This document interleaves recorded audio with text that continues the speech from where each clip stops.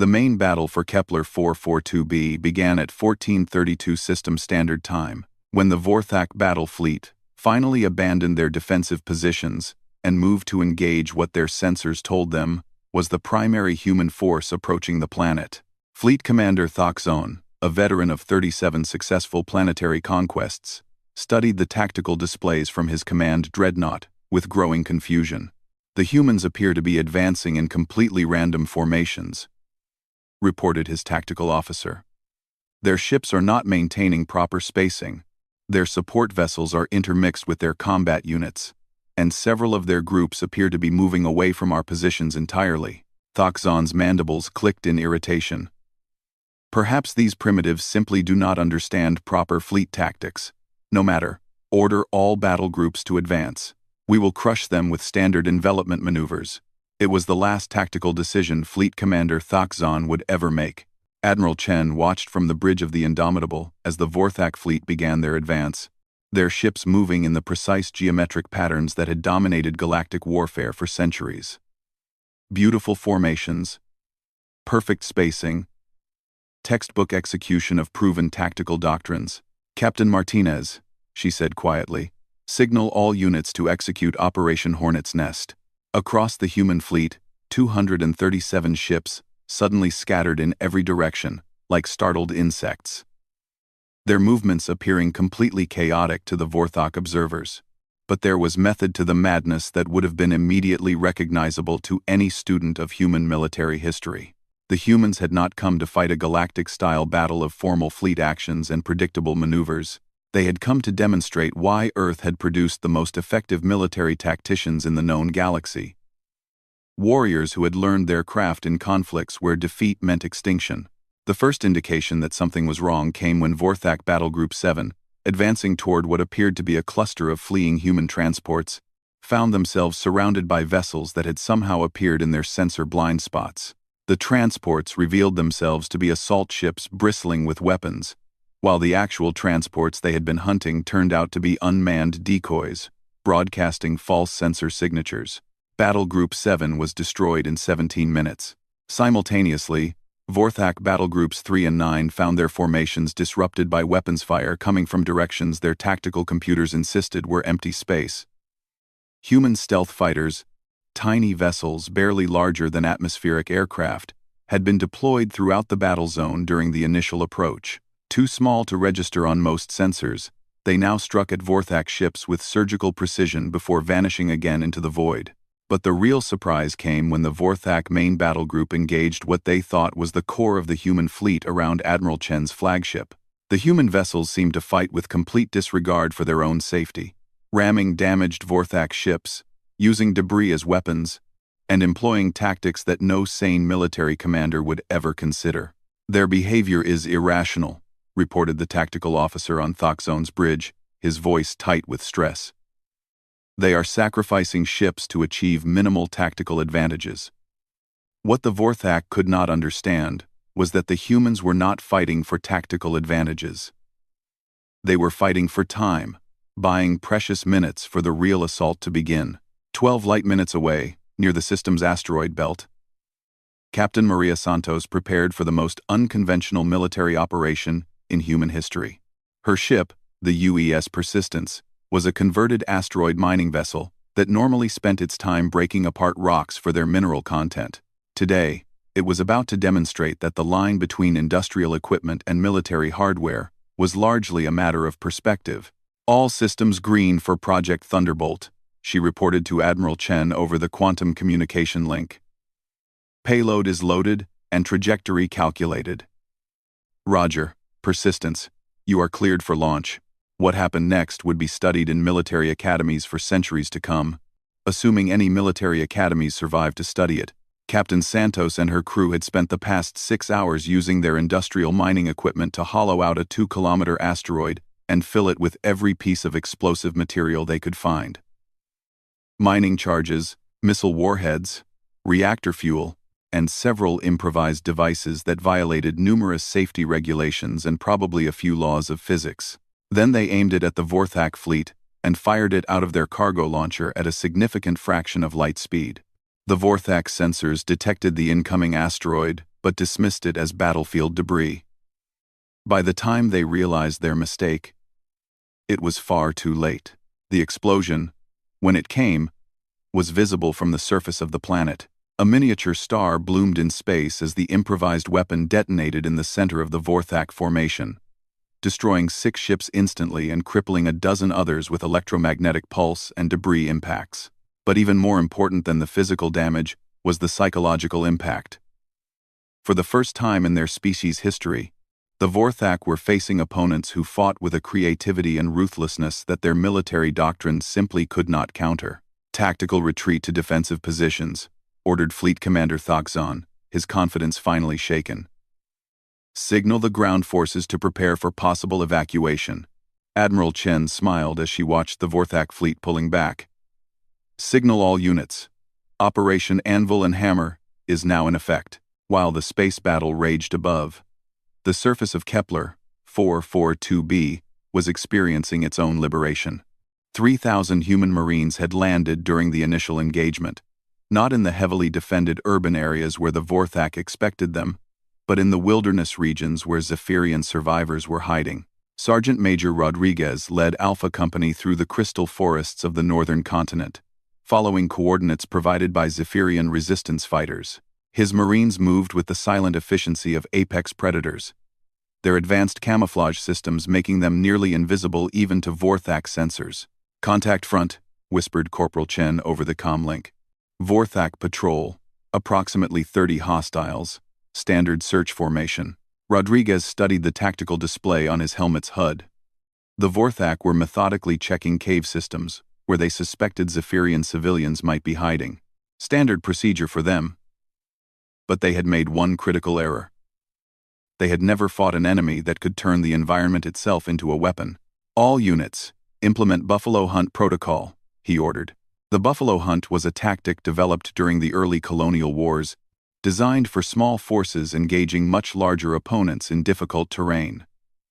It relied on mobility, terrain knowledge, and the human ability to coordinate complex operations without direct communication. The Vorthak patrol never knew what hit them. The attack came from 7 different directions simultaneously, using the crystal formations for cover and the planet's electromagnetic field to mask their approach. Within minutes, the entire patrol was eliminated with minimal human casualties. More importantly, the humans had rescued 43 Zephyrian civilians who had been hiding in the caves, including several clutches of younglings. "This is incredible," whispered one of the Zephyrian adults as the Marines escorted them to safety. "Your species actually came to help us. You traveled across the galaxy to fight for people you had never met." Sergeant Major Rodriguez helped an elderly Zephyrian over a fallen crystal formation. "Ma'am, where we come from, that's just what neighbors do for each other." Similar scenes played out across the planet as human ground forces systematically dismantled Vorthak occupation units while evacuating civilian populations. The Vorthak had been expecting either no ground resistance or poorly coordinated guerrilla attacks. Instead, they faced professional soldiers who had turned warfare into an art form. But the real masterstroke came when Admiral Chen launched the final phase of her battle plan. "All civilian vessels, this is Admiral Chen. You are cleared for Operation Lifeline." Throughout the battle zone, nearly 100 human transport ships that had been hiding in the system's gas giant rings suddenly accelerated toward the planet. But instead of heading for the combat zones, they made directly for population centers where Zephyrian survivors were gathered. The Vorthak fleet, already battered and confused by unconventional human tactics, found themselves facing an impossible choice. Pursue the military vessels that were systematically destroying their forces, or intercept the transports carrying evacuating civilians. Fleet Commander Thakzon chose to split his forces, a decision that sealed his fate. "Sir," his tactical officer reported with barely concealed panic, "our remaining battle groups are reporting that they cannot achieve target locks on the human military vessels. Their ships appear to be using some form of adaptive camouflage that adjusts to our targeting systems in real time." What the Vorthak had discovered was that human engineers had spent the journey to Kepler 442b studying captured Vorthak equipment and developing countermeasures. Every human ship now carried electronic warfare systems specifically designed to confuse Vorthak sensors and targeting computers. Meanwhile, the human transport ships were demonstrating that evacuation operations could be military operations in their own right. Each transport was escorted by fighters, protected by electronic countermeasures, and crewed by personnel who treated the safe evacuation of civilians as a matter of personal honor. Captain Rebecca Walsh commanded the transport vessel UES Sanctuary, a converted passenger liner that was now loading Zephyrian refugees as fast as her crew could manage. When 3 Vorthak destroyers broke through the defensive screen and closed on her position, she made a decision that perfectly exemplified human military thinking. Instead of fleeing, she rammed the lead destroyer. The Sanctuary was not a warship, but it massed nearly as much as the Vorthak vessel, and was built with the redundant safety systems that characterized human civilian ships.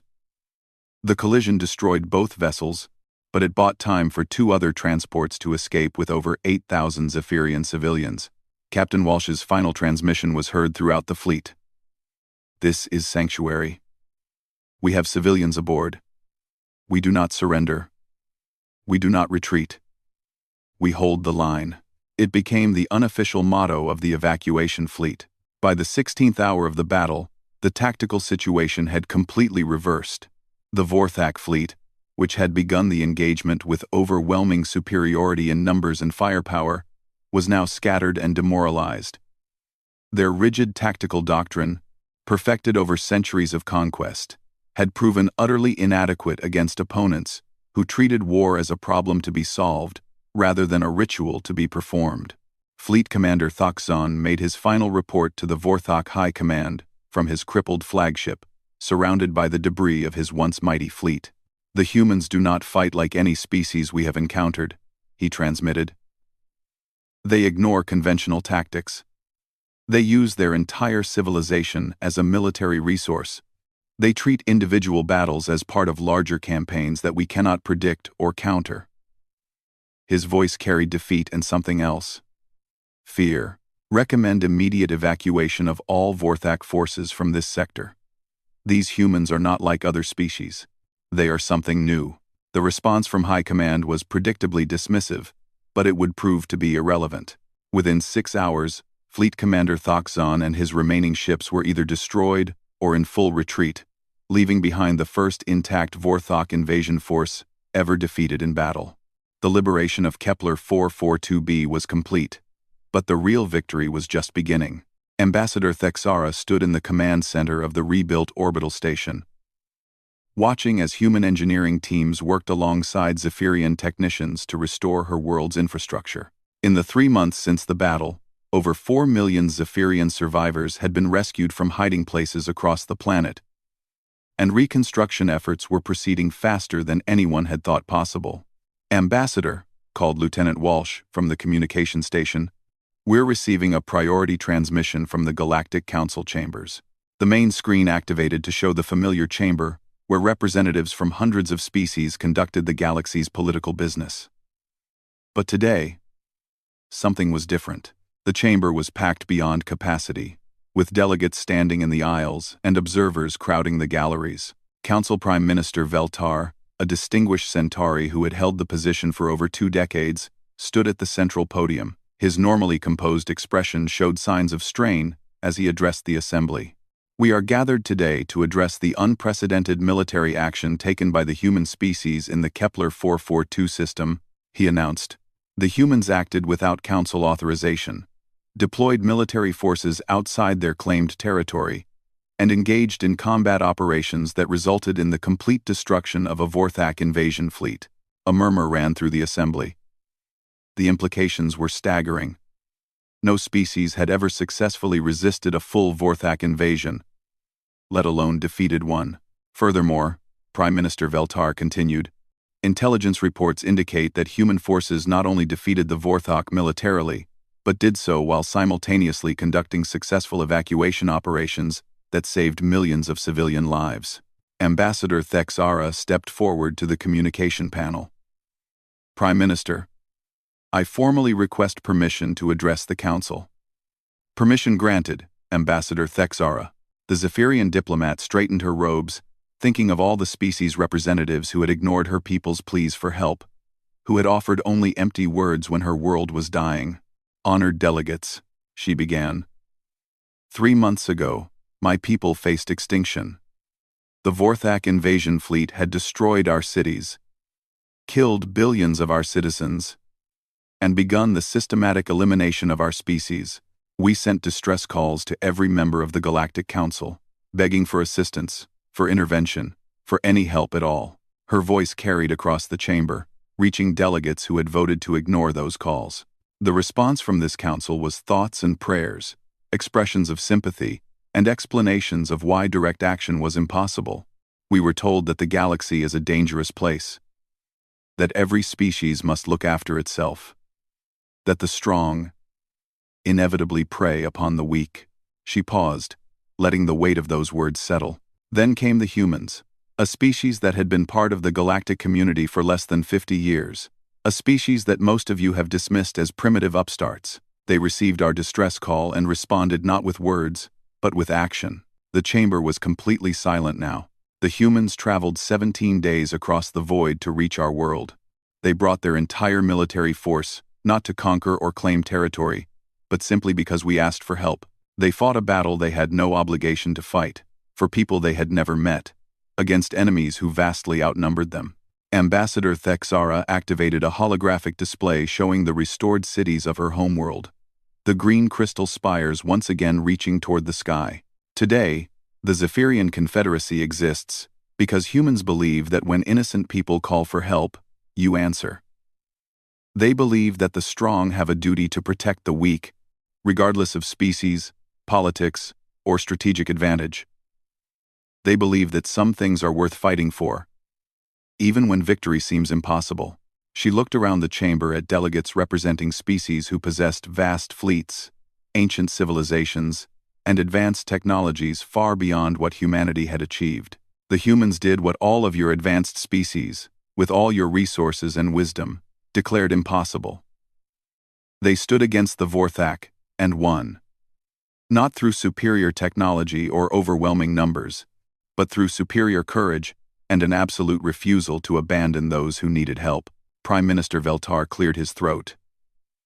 "Ambassador, while we appreciate the enthusiasm of human military intervention, the Council must consider the broader implications of species taking unilateral military action without proper authorization." Ambassador Thexara smiled for the first time since the invasion began. "Prime Minister, with all due respect, the Zephyrian Confederacy is withdrawing from the Galactic Council. Effective immediately. We are formally requesting membership in the United Earth Alliance." The chamber erupted in chaos as delegates shouted questions and protests. But Ambassador Thexara was no longer listening to them. She was thinking about the human Marines who had carried Zephyrian younglings to safety, the transport crews who had died protecting evacuation ships, and Admiral Chen, who had crossed the galaxy simply because someone had asked for help. The humans had taught the galaxy an important lesson, that there was still a species out there that remembered what it meant to be heroes. And across the galaxy, on hundreds of worlds and thousands of ships, other species began to take notice. The humans had done the impossible. They had stood up to the Vorthak and won. They had proven that the strong did not always prey upon the weak, that courage could triumph over overwhelming odds, and that sometimes, when you called for help, someone actually answered. The age of human expansion into the galaxy had begun, and it would not be an age of conquest or subjugation. It would be an age of liberation, as Earth's warriors spread across the stars carrying a simple message: no one fights alone. No one dies abandoned. When you call for help, humanity answers.